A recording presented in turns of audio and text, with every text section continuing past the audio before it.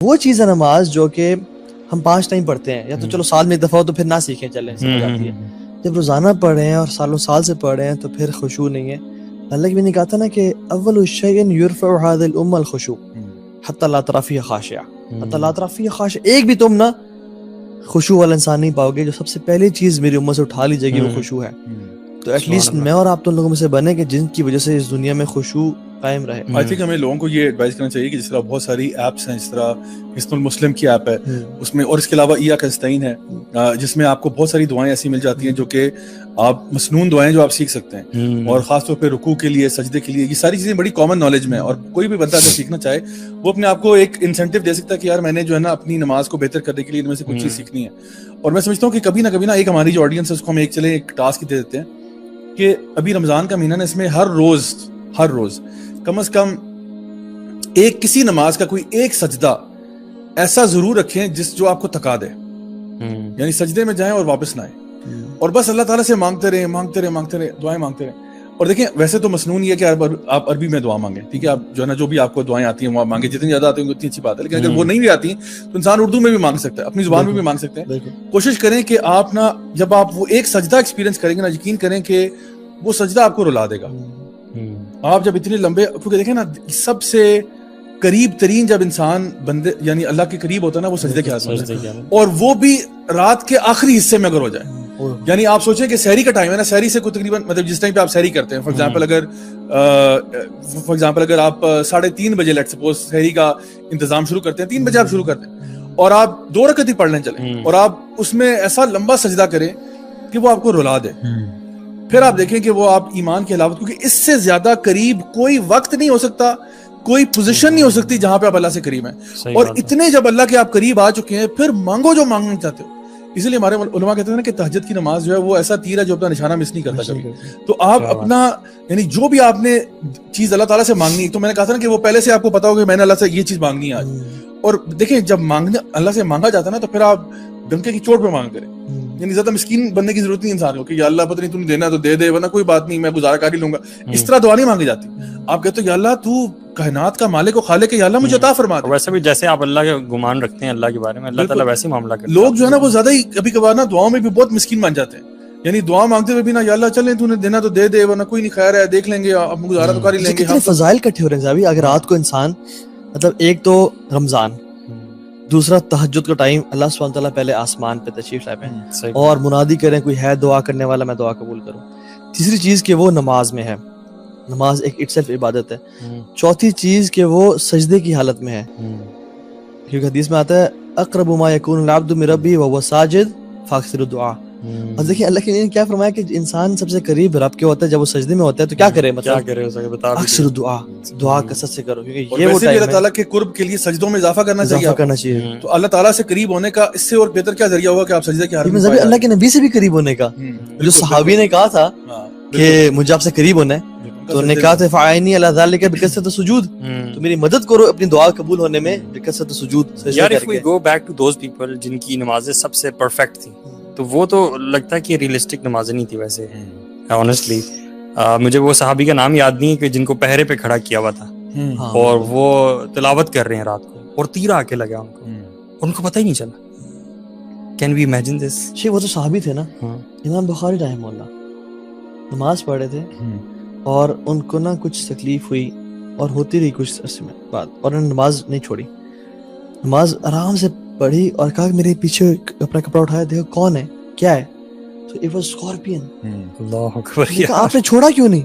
کہتے میں سورت کے بیچ میں تھا اور مجھے اتنی لذت آ رہی تھی کہ میرا دل نہیں چاہا کہ میں چھوڑوں. اور ہمیں مسلح پہ چونٹی اگر نظر آ رہی ہو تو وہ ہم اس کو دیکھتے ہیں نظر آ رہی ہے رائٹ جا رہے ہیں، اچھا وہاں سے لیفٹ ہو گئی، دیکھو کوئی کاکروچ کبھی آ جائے تو سارا خشوع ہمارا نکل جائے. اللہ تعالیٰ قبول فرمائے. ایک دفعہ یہاں پہ ہمارے پاس ہی ایک مسجد تھی جو بھی بنی نہیں تھی، کمپلیٹ نہیں تھی، تو ہم لوگوں نے کچھ بھائی تھے 4-5، ہم لوگوں نے فیصلہ کیا کہ اس مسجد کو آباد کرنا ہے، کیونکہ وہ مسجد بالکل ویران سناٹا.com تھا. مطلب اس پہ چھت بھی نہیں تھا، مطلب پراپر چھت بھی نہیں تھا، کھلی آسمان تلے مسجد ہے اور بالکل مطلب حالات بڑے خراب تھے اس کے. تو بھی کوشش ہوتی کہ اس کو بنا دیں. آپ یقین کریں اس مسجد میں ہمارے سامنے کیا کچھ نہیں آیا واللہ العظیم. ایک دن ہم صبح فجر کی نماز پڑھیں، اتنا موٹا چوہا جو ہے نا وہ آگے سے کبھی ادھر جا رہا ہے, کبھی ادھر جا رہا ہے, کبھی ادھر جا رہا ہے, کبھی ادھر جا رہا ہے. اور آپ یقین کریں مجھے اس دن اپنے پہ رونا ہے. پتہ کی بات ہے, اس لیے رونا ہے کہ یار یہ چوہا جو ہے نا یہ مجھے نماز میں ڈسٹریکٹ کر رہا ہے. حالانکہ چوہا کافی بڑا ریٹ تھا جو پتہ نہیں کہاں سے نکل کے آ گیا. پھر ایک دفعہ ایک چھپکلی گر کے وہاں پہ آگے پیچھے گھومنا شروع کی, تو وہاں پہ اکثر اس قسم کی مخلوق جو ہے نا وہ آ جاتی تھی. لیکن پھر میں نے اس ایریا نے نا مجھے الحمدللہ بڑا اسٹرینتھن کیا اس چیز میں کہ no matter what happens don't be distracted. But اس کے ساتھ ایک چھوٹا سا وہ ہے کیچ بھی ہے, ڈسکلیمر یہ ہے کہ بندے کو اتنا بھی بے پرواہ نہیں ہونا چاہیے کہ خاندان والے بیچارے تباہ ہو رہے ہیں اور آپ کہہ رہے ہیں کوئی بات نہیں میں اس وقت خوشو کی حالت میں ہو رہی ہے. کیونکہ نبی کریم صلی اللہ علیہ وسلم جو ہے نا وہ اپنی نماز کو چھوٹا کر دیتے تھے جب آپ کو کسی بچے کے رونے کی آواز آتی. صحیح بات. تو یہ نہیں کہ بچہ جیے مرے جو مرضی ہو, میں تو تلاوت کر رہا ہوں بھائی سورۃ البقرہ کی تلاوت ہو رہی ہے سارے آپ برداشت کرو, ایسا نہیں. اور ان صحابی کو ڈانٹا جنہوں نے نماز جو ہے نا نارمل عشاء کی نماز پڑھا رہے ہیں اور اس میں سورۃ البقرہ کی تلاوت شروع کر دی ہے کسی اور کی, تو ایک صحابی چھوڑ کے نکلا ہے وہاں سے. انہوں نے کہا بس یار بہت ہو گیا. تو وہ جب جا کے معاملہ نبی کریم صلی اللہ علیہ وسلم کے سامنے آیا تو انہوں نے ان صحابی کو ڈانٹا کہ بھی تمہارے پیچھے جو لوگ نماز پڑھ رہے ہیں اس میں بزرگ بھی ہو سکتے ہیں, بچے بھی ہو سکتے ہیں. سو یہ جو بات ہو رہی ہے آئی تھنک یہ بتانا ضروری ہے کہ فرائض کی اور جماعت کی بات, فرائض اور جماعت کی جب بات ہے نا وہاں پہ آپ لوگوں کے لیے آسانی کرتے ہیں. یہ نہیں کہ آپ جماعت پڑھا رہے ہیں اور آپ نے سورۃ البقرہ شروع کر دی اور اب بندے جو ہے نا وہ سمجھ نہیں آ رہی کہ یار اب ہم کہاں آ گئے. اجتماعی نماز میں احتیاط کریں, لیکن اپنی جو پرسنل نماز ہے نا اس کو آپ جو مرضی کرو. اس لیے نوافل جو ہے نا بہتر یہ کہ آپ گھر میں پڑھیں. نوافل سنتیں آپ گھر میں پڑھیں, سکون سے پڑھیں, کوئی اپنے گھر کے اندر, بلکہ میں سمجھتا ہوں آپ کے گھر کے اندر ایک باقاعدہ اسپیس ہونی چاہیے آپ کے لیے جہاں پہ آپ نماز پڑھ سکیں, اور وہ آپ ہوں اور اللہ اور کوئی نہ ہو. اس میں آپ روئیں, آپ اس میں اللہ تعالیٰ سے دعائیں کریں, اس میں آپ جتنی مرضی لمبی نمازیں پڑھیں, وہ آپ کا اور اللہ کا معاملہ ہے. اور میں سمجھتا ہوں یہ چیزیں جو ہے نا یہ کبھی بھی سوشل میڈیا پہ نہیں آنی چاہیے.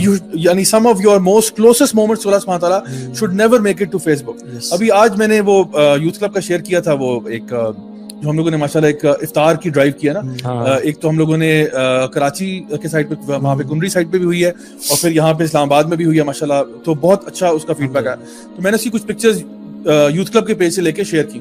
اس کے نیچے کچھ لوگوں نے کامنٹ کیا ہوا تھا کہ آپ اپنی ڈیڈز کیوں شو آف کر رہے ہیں. ٹھیک ہے, تو بات یہ ہے کہ ہمیں کوئی شوق نہیں ہے اپنی ڈیڈز کو شو آف کرنے کا. ہم اس لیے کرتے ہیں تاکہ ایک تو لوگوں کو پتہ چلے کہ جو لوگ ہمیں ڈونیٹ کرتے ہیں وہ پیسہ کہاں جاتا ہے. تو یہ انڈیویجول کی ڈیڈز ہیں, انڈیویجول نہیں, یہ تو کلیکٹیو ڈیڈز ہیں. کیونکہ میں نے خود اس میں اس میں شامل نہیں تھا, تو یہ تو میری ٹیم میرے ساتھ کام کری, تو الحمدللہ مجھے خوشی ہوتی ہے کہ ماشاءاللہ ٹیم کے لوگ اتنے ڈفرینٹ جگہوں پہ کام کر رہے ہیں. تو پہلی بات یہ کہ اس میں ہم لوگ جو ہے نا یہ ایک تو یہ چاہتے ہیں کہ جو لوگ ہمیں ڈونیٹ کرتے ہیں, جو لوگ ہمیں کنٹریبیوٹ کرتے ہیں, ان کو پتہ چلے کہ وائی سی کے جو پیسہ ہے وہ کہاں کہاں لگ رہا ہے. پہلی بات یہ ان کی کلیئرٹی کے لیے. دوسرا باقی لوگوں کو ترغیب دینے کے لیے کہ بھی دیکھو اگر ہم یہ کام کر سکتے ہیں اتنے لمیٹڈ ریسورسز کے ساتھ تو آپ لوگ بھی کر سکتے ہو. ضروری نہیں ہے کہ آپ ہماری بینڈ ویگن کو جوائن کرو, آپ اپنے محلے میں اپنی گلی میں جو کچھ کر سکتے ہو آپ یہ کام کرو. لیکن جو آپ کی پرسنل عبادات ہیں, اب آپ کیا چاہتے ہو کہ میں مطلب دعا مانگتے ہوئے تصویر کھینچ کے ڈال دوں نیٹ پہ کہ جی یہ راجہ ضیاء الحق صاحب دعا مانگتے ہوئے, یا میں کوئی مطلب نماز پڑھتے ہوئے تصویر کھینچ کے ڈالوں. سو obviously وہ چیزیں ہمارے اور اللہ کے بیچ میں ہونی چاہیے, اور اس میں آپ جتنا اللہ کے سامنے گڑ گڑا کریں, بلکہ اللہ تعالیٰ کو وہ آنسو سب سے زیادہ محبوب ہیں جو تنہائی میں نکلتے ہیں. بالکل. کئی ایسے اسپیکرز بھی ہوتے ہیں, کئی ایسے لوگ ہوتے ہیں, قاری ہوتے ہیں جو کچھ تو اللہ بہتر جانتا ہے, میں کسی کو جج نہیں کر سکتا. کچھ ہوتے ہیں وہ جان بوجھ کے رو پڑتے ہیں, کچھ ہوتے ہیں وہ مے بی ان کو ایک بے ساختہ طور پہ ان کو آنسو آ جاتے ہیں.